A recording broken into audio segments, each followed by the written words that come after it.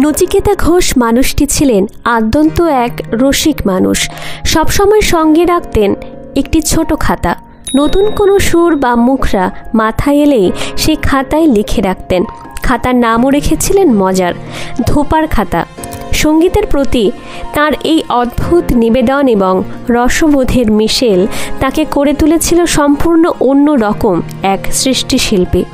40-এর দশকে তখন দ্বিজেন মুখোপাধ্যায় এবং নচিকেতা ঘোষ একসঙ্গে গজল শেখা শুরু করেছেন এক নামকরা গজল শিল্পীর কাছে।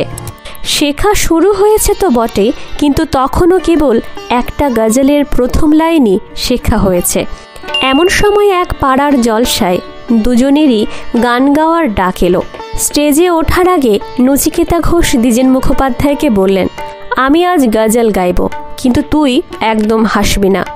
তারপর স্টেজে উঠে শুরু করলেন গান। একটাই লাইন বারবার ঘুরিয়ে ফিরিয়ে গেয়ে চলেছেন। মাঝে মাঝে নিজের মতো করে নতুন লাইনও জুড়ে দিচ্ছেন। শ্রোতারা প্রথমে অবাক হলেও পরে মজাই পেল, হেসেও ফেলল, আবার হাততালিও দিল। এ ছিল এক রসিকতার সুর ভরা সন্ধ্যা। এই রসবোধের আড়ালে ছিল এক গভীর সৃষ্টিশীলতা।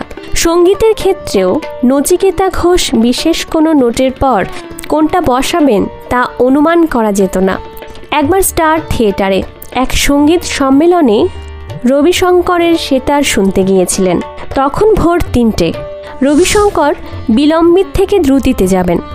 এই অনুমানেই নচিকেতা ঘোষ কানে আঙুল দিয়ে তড়িঘড়ি স্টার থিয়েটার থেকে দৌড়ে বাড়ি চলে গেলেন, যাতে কানে আর অন্য কোনো সুর না ঢোকে। বাড়িতে ফিরেই সবাইকে ঘুম থেকে তুলে দিলেন। হারমোনিয়াম নিয়ে বসে পড়লেন। ফোন করলেন গৌরীপ্রসন্ন মজুমদারকে। গৌরীপ্রসন্ন মজুমদার কাঁচুমাচু হয়ে বললেন, কি করে আসবো, বাস চলাই তো শুরু হয়নি। নচিকেতা ঘোষ বললেন, বাস চলা আরম্ভ হলেই চলে আয়, না হলে গানটা অন্য কাউকে দিয়ে দেব। সেই মুহূর্তের অনুপ্রেরণায় তৈরি হয়ে গেল গান। বনে নয় মনে মোর পাখি আজ গান গায়। তারপর ডেকে পাঠালেন মানবেন্দ্র মুখোপাধ্যায়কে। বললেন, আয় একটা হিট গান গাইবি।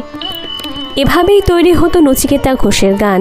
রসিকতা, হৃদয় আর হঠাৎ জেগে ওঠা এক গভীর সুরের জোয়ার। নচিকেতা ঘোষ বাংলা গানের ইতিহাসে এক অবিস্মরণীয় নাম। নচিকেতা ঘোষের সুরে কোন গান আপনার সবচেয়ে বেশি প্রিয় কমেন্টে জানাতে ভুলবেন না। ভিডিওটি ভালো লাগলে লাইক করুন, শেয়ার করুন, আর এমন আরও গল্প পেতে চ্যানেলটি সাবস্ক্রাইব করুন। নমস্কার, আমি মন্দিরা।